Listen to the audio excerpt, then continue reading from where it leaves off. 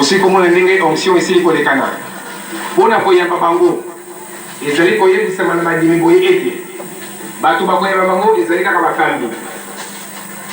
Bakamba mibali, bakamba basi, maman prophétesse, maman diaconesse, naba dignitaire, banivité na biso, naba suni na bango. Soki otanga mina groupe oyo, il va mi. Seigneur Jésus-Christ, ainsi qu'au nom de l'apôtre représentant légal et ses frères, je souhaite à tous les invités à cette grandiose manifestation la bienvenue. Leur présence parmi nous témoigne de l'intérêt et la foi qu'ils portent en la parole et aux œuvres de Dieu. Que le Seigneur soit loué. Distingués invités, la fête à laquelle vous êtes conviés aujourd'hui est celle appelée au sein de l'Église de Jésus-Christ de l'Esprit de vérité, la cérémonie d'onction de ceux de serviteurs de Dieu, choisis pour être sacrificateurs, en vue de prêcher la bonne nouvelle au sein de l'Église et à travers celle-ci à toute la création pour répondre à la recommandation du Seigneur Jésus-Christ. Je cite, « Allez, prêchez la bonne nouvelle à toute la création et faites de toutes les nations mes disciples. » Fin de citation. Apôtre représentant légal, la journée d'aujourd'hui est pour vos enfants, les pasteurs, un motif de joie et de fierté en Christ. Car Dieu, notre Père éternel, les a rendus capables d'avoir part au bien qu'il réserve dans son royaume de lumière pour ceux qui lui appartiennent. Aussi, ils ne savent pas comment remercier le Seigneur pour cet amour immense qui vient de leur témoigner dans ce monde de pécheurs, en les élevant au rang de pasteurs après une formation spirituelle de 5 ans. Étant pécheurs dans ce monde d'iniquité, ils ne connaissaient pas la vie. Étant dans les ténèbres, ils ne savaient pas discerner la Bible, cette parole de vie et de vérité. Ils avaient certes prié Dieu des années durant. Ils avaient fait de hautes études, mais ils ne savaient rien de ce qu'ils ont découvert aujourd'hui. C'est la grâce du Seigneur qui vous a amené à le conduire à la vérité, au vrai salut éternel. Le Seigneur Jésus-Christ vient encore une fois de plus de manifester sa volonté par l'onction de ceux-là à qui il a donné sa bonne nouvelle pour devenir ses porte-parole au monde. Débuté le 24 janvier 1984, une formation spirituelle d'une durée de 5 ans. Les 350 disciples, femmes et hommes confondus, ont vu s'accomplir parmi eux la prophétie du Seigneur. Je cite, « Beaucoup seront appelés, mais peu seront élus. » Fin de citation. Ainsi, sur 63 femmes qui ont suivi cette formation, 4 ont été élevées au rang de diaconesses. Aujourd'hui, le Seigneur vient de lever 23 parmi les 287 disciples au grade de pasteur. De qui ces prédicateurs ont reçu leur enseignement?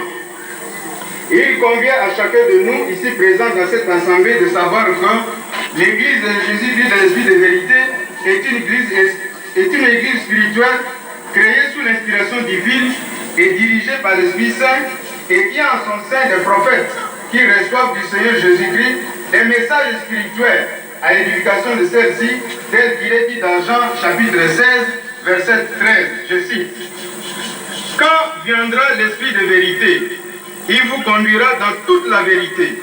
Il ne parlera pas avec sa seule autorité, mais il dira tout ce qu'il aura attendu et annotera ce qui doit arriver. » Fin de citation.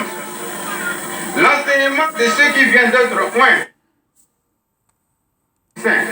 L'Esprit de vérité, tant d'autres, continue à parler aujourd'hui à ceux qui vivent en harmonie avec lui et qui ont la grâce de recevoir le don de prophétie. Car il est le même hier, aujourd'hui et éternellement. C'est ainsi que, au sein de cette église spirituelle, lorsqu'un non-croyant survient, il est convaincu par les prophètes. Les secrets de son cœur sont dévoilés de telle sorte qu'il adore Dieu en disant « Dieu est réellement au milieu de vous ».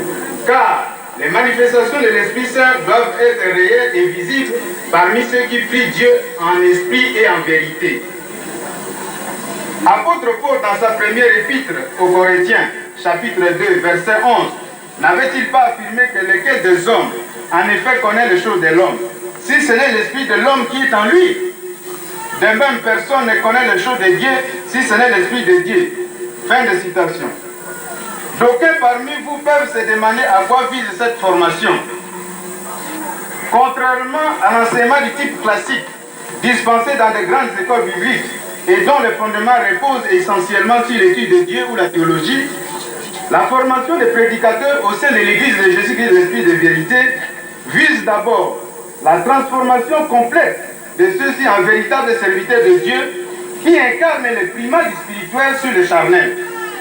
Ensuite, elle assure l'acquisition de la sagesse spirituelle en vue de la connaissance parfaite de la volonté de Dieu et de ses desseins, afin de transmettre aux fidèles.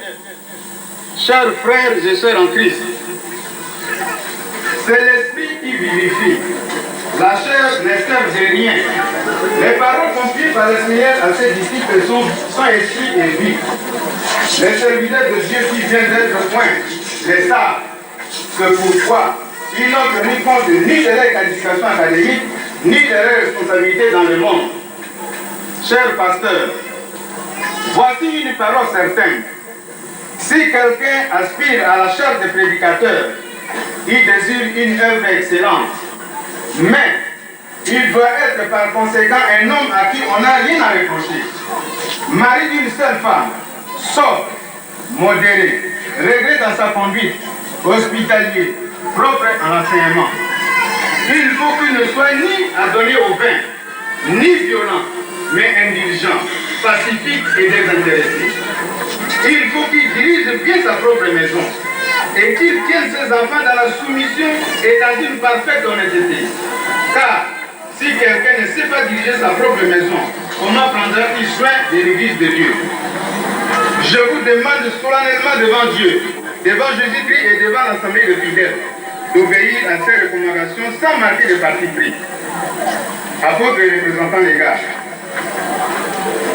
voici le fruit de ce que vous avez pendant 5 ans semé avec l'âge. Et que le Seigneur vous demande aujourd'hui de moissonner avec joie et allégresse. Nous demandons au Seigneur Jésus-Christ, le Fils de Dieu vivant, Dieu d'Abraham, Dieu d'Israël, de répandre sur vous et vos frères la bénédiction en abondance et qu'il vous prête vie, afin que vous puissiez toujours nous guider sur la voie, celle qui mène vers la vie éternelle. Apôtres, n'abandonnez pas vos enfants, quelle que soit leur conduite. Le papa n'abandonne jamais son fils, il le redresse toujours. Au nom de tous les pasteurs, nous demandons à notre Seigneur que sa grâce demeure à jamais sur vous et toutes vos familles. Amen.